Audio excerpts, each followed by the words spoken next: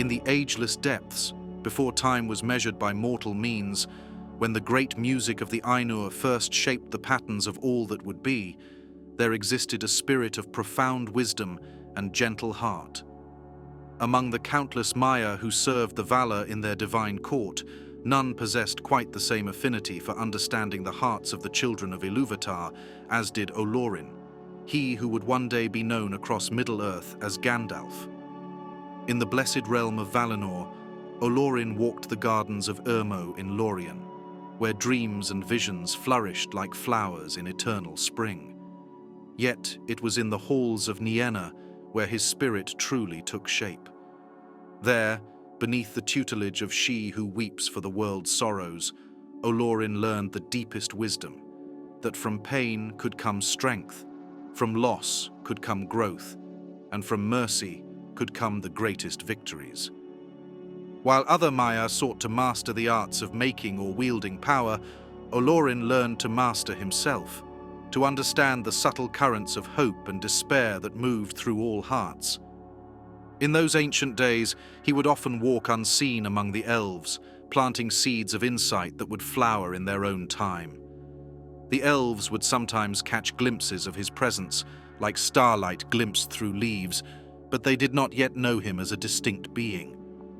But how would such gentle wisdom fare against the growing shadow in Middle-earth?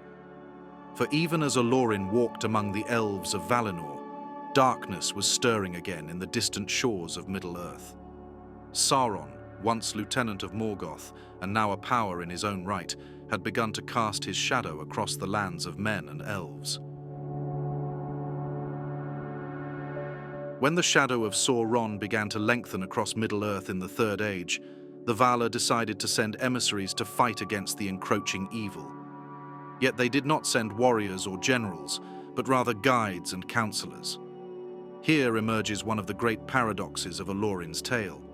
He who was considered wisest among the Maia initially refused the call. Olórin declared that he was too weak for such a task, and that he feared Sauron. Unfinished tales, the Istari. This very hesitation, this profound understanding of his own limitations, was precisely why Manwë, High King of the Valar, knew Olórin must go. In his humility lay his greatest strength. He would never seek to match Sauron's power with power, but would instead find other paths to victory. His fear was not cowardice, but wisdom, an understanding of how terrible the cost of failure would be. And so, in the year 1000 of the Third Age, the Valar sent 5 Istari, emissaries of divine power veiled in the forms of old men, to aid the free peoples in their struggle against the growing shadow of evil. And Olórin was one of them. Olórin's arrival at the Grey Havens marked the beginning of his life as Gandalf. As he stepped upon the shores, Círdan the shipwright, eldest of the elves remaining in Middle-earth and keeper of the havens, studied the grey-robed figure before him. In this stranger's weathered face, Círdan sensed a spark of divine wisdom that surpassed his fellow Istari. Before Gandalf could depart with his brethren, Círdan drew him aside. As the evening star rose above them, the ancient shipwright withdrew a small silver box from his robes. Within lay Narya, the ring of fire, its ruby stone burning bright with an inner flame. This was one of the 3 elven rings of power, forged to kindle hope and resist time's long defeat. Never before had an elven ring been given to one outside their race, but Círdan's foresight told him this gift would be crucial in the dark days ahead. "Take now this ring," he said, "for thy labors and thy cares will be heavy, but in all it will support thee and defend thee from weariness. For this is the ring of fire, and with it thou mayest rekindle hearts in a world that grows chill." Without a word, Gandalf accepted the ring, understanding in that moment both its power and its burden. The other Istari remained distant, unaware of this secret passing of power. Concealing Narya beneath his grey robes, he rejoined his brethren at the harbour's edge, appearing no different than when he had stepped aside with Círdan moments before. And so began the long years of the Third Age, as the 5 came as one parted to write their own tales. Saruman the White, acknowledged as their leader, established his seat at the fortress of Isengard, delving deep into ancient lore and gathering political influence. Radagast retreated to the wilds, becoming a guardian of beasts and birds. The Blue Wizards, Alatar and Pallando, ventured far into the vast east, their fate becoming lost to western lands. Later, some whisper they worked in distant realms to weaken Sauron's growing influence there. But Gandalf? He chose a different way. He chose the path of the Wanderer. Known as the Grey Pilgrim, Gandalf walked all the roads of Middle-earth. To the elves he became known as Mithrandir, to the dwarves as Tharkun, and in the south as Incarnus, each name reflecting a different facet of his nature, yet none capturing his full essence. Among the elves, he was revered as a wise counselor who understood their ancient griefs and present dilemmas. To the dwarves, he proved a steadfast ally who respected their customs and recognized their worth beyond their craft. In the realms of men, he became known not just for his wisdom, but for his ability to appear when most needed, like hope taking physical form. From the snow-capped peaks of the misty mountains to the warm valleys of Gondor, Gandalf studied the peoples of Middle-earth with patient wisdom. He became known for his magnificent fireworks and seemingly simple conjuring tricks, yet these displays served a deeper purpose. Through them, he remained approachable to the humblest folk, while never letting them forget that wonder still existed in the world. In the north, he studied the growing strength of the Rangers, descendants of ancient kings who kept watch over lands they once ruled. In the south, he walked among the proud lords of Gondor, understanding their struggles to maintain their heritage against growing shadow. Among the elven realms, he carried messages and memories, helping preserve the ancient wisdom even as their power waned. It was during these travels that Gandalf first encountered the hobbits of the Shire, a meeting that would prove more significant than any could have guessed. In these simple folk, dismissed by the wise and powerful, Gandalf recognized qualities that would prove crucial in the struggles to come. Their love of peace and simple pleasures, far from being weaknesses, represented a powerful resistance to the corruption that plagued greater peoples. Through all his journeys, Gandalf gathered not just knowledge, but understanding. Each people had their own strengths, their own ways of resisting the growing dark. The pride of Gondor, the craft of the dwarves, the wisdom of the elves, the resilience of hobbits, all these he came to know and value. Yet he also saw their weaknesses, their potential for corruption, and understood that no single race or power could stand against the coming shadow alone. And it was during these wanderings that Gandalf began to perceive troubling patterns. The shadow in Mirkwood grew deeper, and whispers came of a dark presence in the ancient fortress of Dol Guldur. While Saruman counseled patience and further study from his tower, Gandalf took a more direct approach. In the year 2063 of the Third Age, Gandalf secretly entered Dol Guldur for the first time. What he found there disturbed him deeply, signs that the fortress's mysterious occupant was more than just a human sorcerer. The necromancer, as it was called, had fled before Gandalf could confirm its identity, but his suspicions were awakened.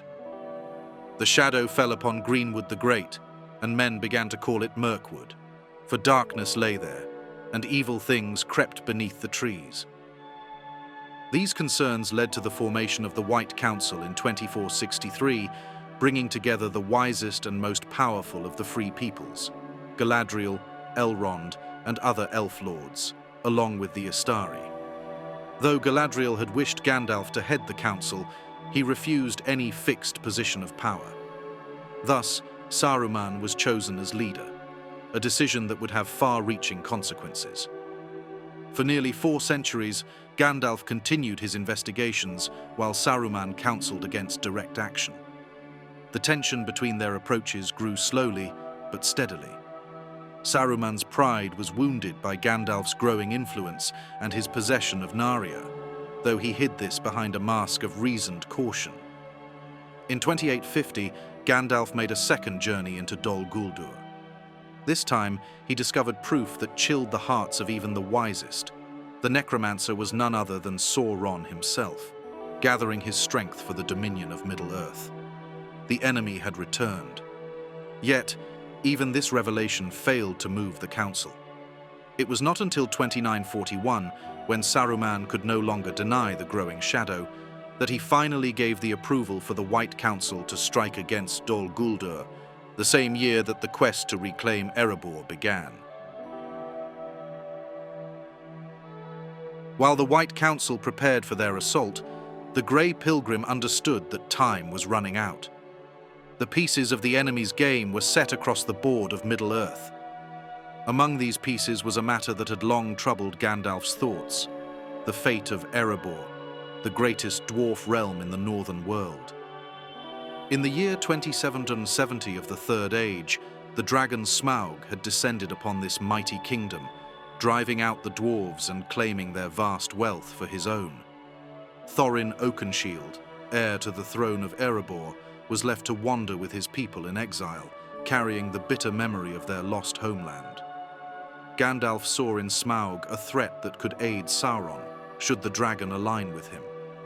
This dragon could not be defeated by strength of arms alone, Gandalf knew with certainty. Instead of seeking aid from the mighty warriors of elves, men, or dwarves, his thoughts turned to an altogether different kind of courage: a quiet, unassuming hobbit from the Shire. In 2941 of the Third Age, amidst growing threats, Gandalf set in motion what appeared to many as a straightforward quest to reclaim a lost dwarf kingdom. His choice of Bilbo Baggins as the company's burglar seemed folly to many, yet it revealed something profound: that the unexplored potential of the simple could overcome the calculations of the wise. Saruman believes that it is only great power that can hold evil in check, but that is not what I have found.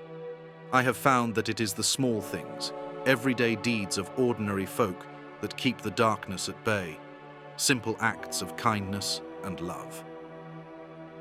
The success of the quest validated Gandalf's methods in ways few could fully appreciate.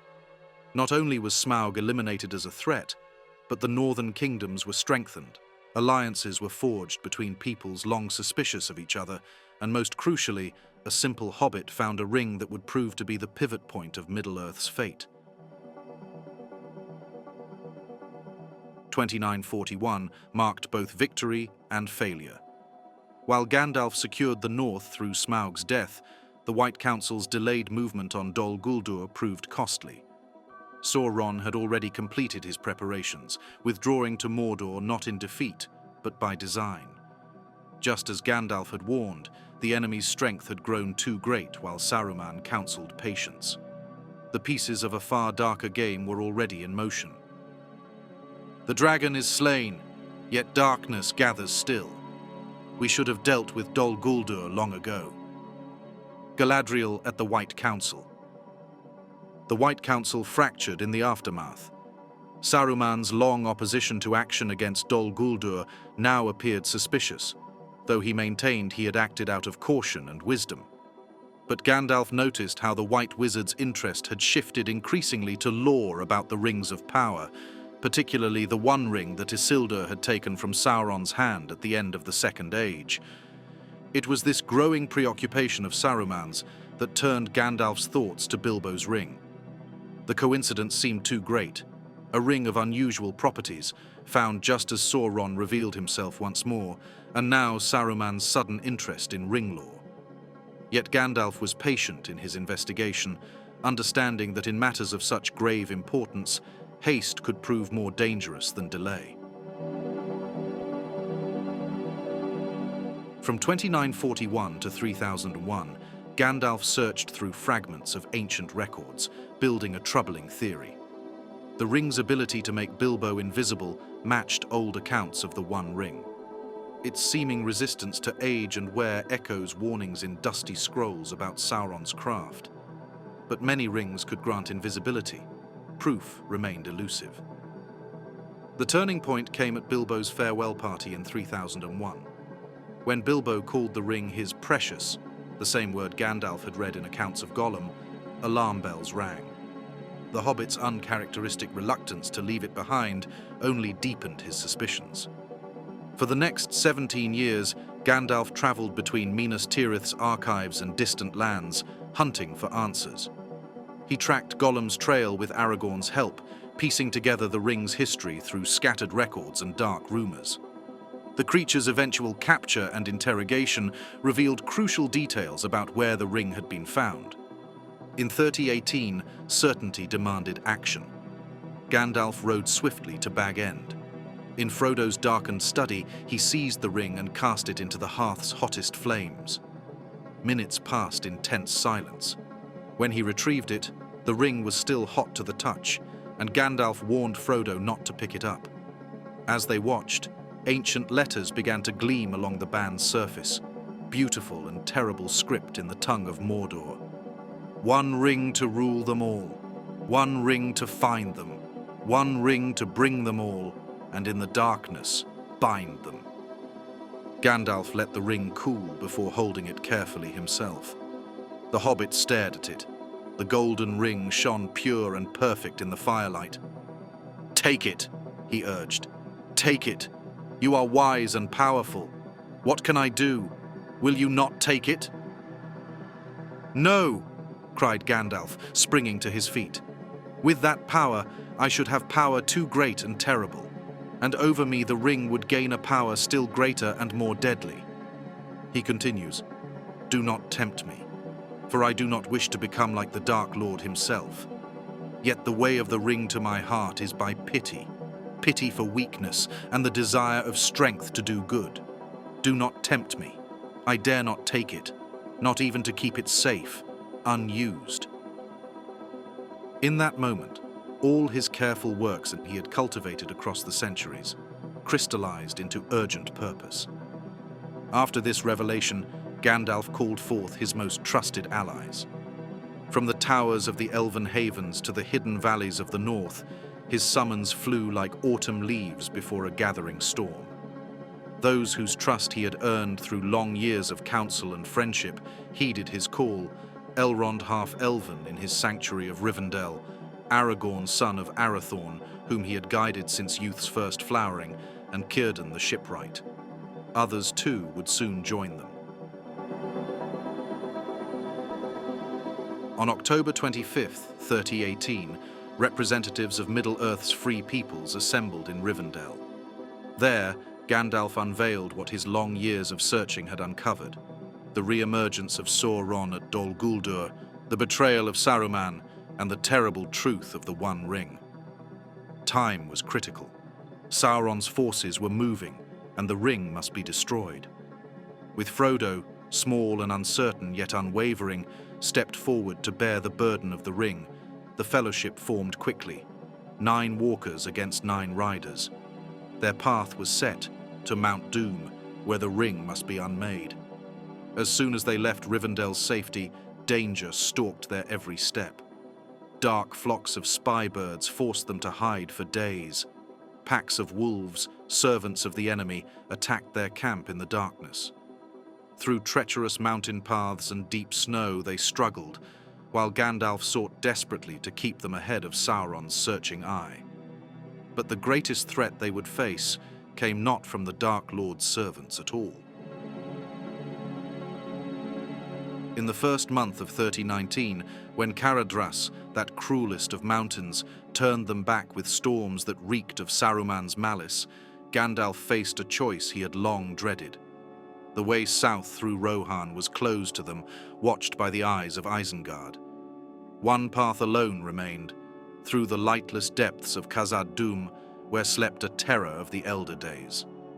Here in the darkness, they encountered a foe beyond any of them, a balrog of Morgoth, a demon of the ancient world, a being of shadow and flame.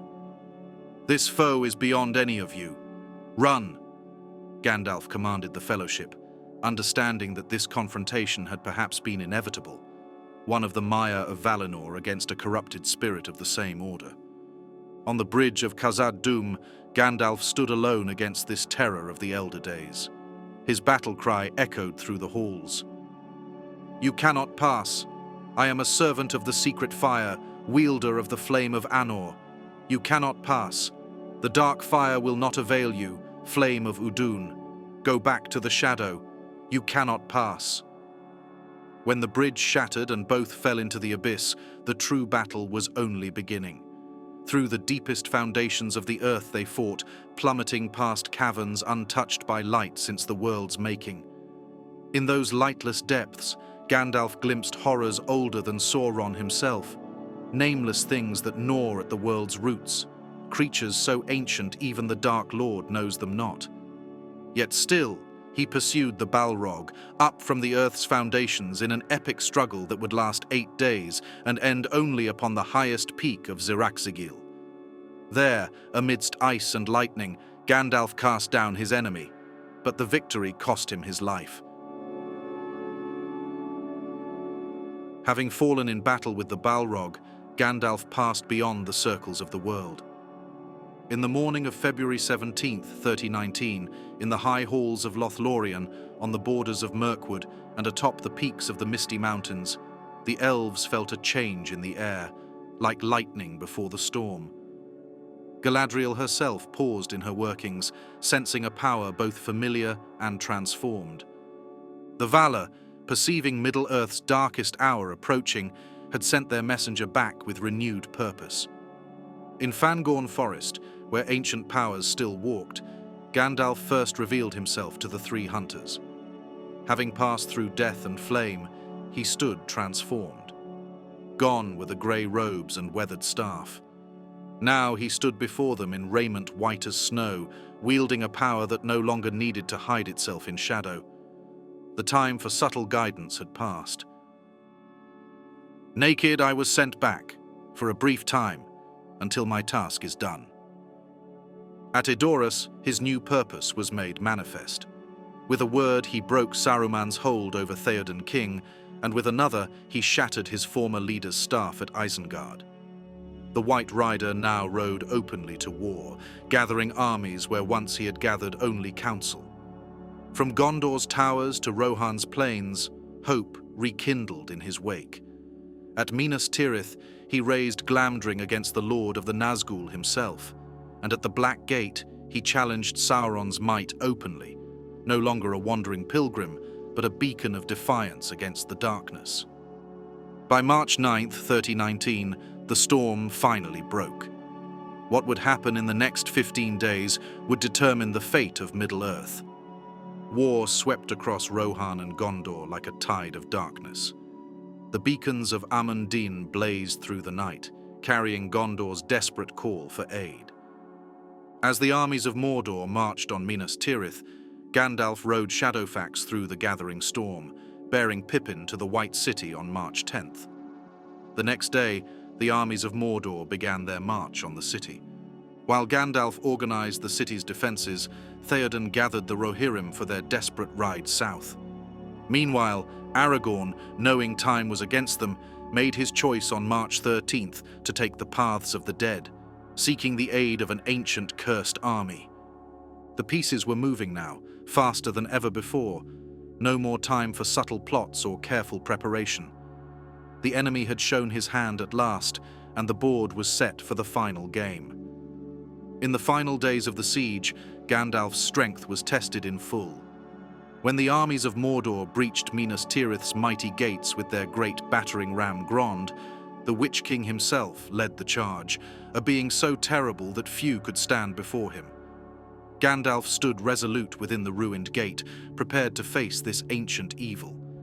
Yet before their confrontation could begin, the horns of Rohan sounded in the distance, heralding the arrival of reinforcements. The Witch King turned his attention to the new threat, riding out to meet the Rohirrim on the Pelennor fields. Inside the city, Denethor, Gondor's steward, had fallen to madness. Gandalf prevented him from burning his wounded son Faramir alive, though the steward took his own life soon after. With Gondor now leaderless, Gandalf took command of the city's defenses, rallying the soldiers against the terror of the Nazgul. For 2 long nights, Minas Tirith held against the onslaught, even as the enemy's siege engines battered the walls and flames consumed sections of the city. By dawn on March 15th, Hope seemed faint, until the riders of Rohan, led by King Theoden, charged into the rear of Mordor's vast host. The battle that followed was fierce and desperate. The Rohirrim's charge disrupted the enemy's ranks, but it was the courage of Éowyn and Merry standing against the Witch King that turned the tide. Meanwhile, Aragorn arrived with reinforcements from the south, his ships bearing the banners of Gondor. Caught between these two forces, the armies of Mordor were utterly defeated, and the siege of Minas Tirith was finally broken. The battle was won, but at terrible cost. The battle for White City brought no peace. On March 25th, war entered its darkest hour. Minas Tirith was secured, but Mordor's armies remained vast. It was then Gandalf orchestrated its final gambit. The host of the West marched on the Black Gate not to win by arms, but to draw Sauron's gaze from two small hobbits crossing Gorgoroth. It was a strategy born of his long understanding of the enemy, that Sauron's greatest weakness lay in never imagining his foes would choose to destroy power rather than use it. When the ring perished in the fires of Mount Doom, Gandalf's last task was fulfilled. The eagles bore him above the ruin of Mordor to rescue Frodo and Sam, a final act of mercy before the Third Age drew to its close. On May 1st, 3019, the White City witnessed its first coronation in nearly 1,000 years. As Aragorn accepted his crown, Gandalf placed it upon his head in a ceremony filled with both humility and grandeur, marking the restoration of the line of kings and the dawn of the Age of Men. But what lasting mark would Gandalf's journey leave on Middle-earth? In the years that followed, as peace settled across Middle-earth like morning dew after a long night, Gandalf's influence remained long after his deeds entered legend. His influence echoed most profoundly in the way the various peoples of Middle-earth came to view power itself. The elves, preparing for their own departure, understood better than ever the wisdom of relinquishing power rather than clinging to it. The men of Gondor, through Faramir's leadership, tempered their pride with wisdom, learning to be guardians rather than conquerors. The hobbits, though returning to their peaceful ways, maintained a quiet strength and wisdom that had been awakened through their interactions with him. Throughout the northern kingdoms, tales of Gandalf took root in the culture of every people. To the dwarves, he became a symbol of faithful friendship and wise counsel, remembered in songs echoing through restored halls. Among men, stories of the White Rider became part of the heritage passed to their children, teaching that true power lies not in dominion, but in wisdom and sacrifice. The elves, though departing, carried with them memories of Olorin that would be preserved in the undying lands, a testament to how even divine beings could learn from the struggles and triumphs of Middle-earth. Yet even as the Fourth Age dawned and his great task was complete, Gandalf remained for a time in Middle-earth. He walked once more in the renewed gardens of Minas Tirith, spoke final counsels with Aragorn, and journeyed north to see the Shire restored and flowering. The hobbits had grown beyond even his hopes. They had faced the shadow and returned home not unchanged, but undiminished. On September 29th, 3021, he came at last to the Grey Havens. There waited Bilbo and Frodo, the two hobbits who had played such crucial roles in his long labours. With them sailed Galadriel and Elrond, mighty among the Eldar, yet it was to the hobbits that Gandalf turned most often on that final journey, speaking of simple things, of the taste of strawberries, the comfort of pipeweed, and the sound of children's laughter in the Shire. The ship bore them west, beyond the bent seas and the straight road, back to the realm from which Olórin had first descended so long ago. The ring-bearers would find healing there, and Gandalf's long journey through Middle-earth would come to its end where it had begun, in the undying lands beyond the circles of the world. And so concludes our journey through the many lives of he who was called Gandalf, a tale spanning ages, crossing the breadth of Middle-earth, and touching countless lives. As you've walked with us through his transformation from Olórin to Gandalf the White, perhaps you too have glimpsed something of the wisdom he embodied. that the mightiest changes often come from the smallest choices, that mercy can prove stronger than power, and that hope, once kindled, can light the darkest path. If you've enjoyed this exploration of one of Middle-earth's most profound figures, join us for more journeys through Tolkien's legendary realm. Each tale holds its own wisdom, waiting to be discovered. Until then, may your own path be lit by stars as bright as those that shone over Gandalf's many roads.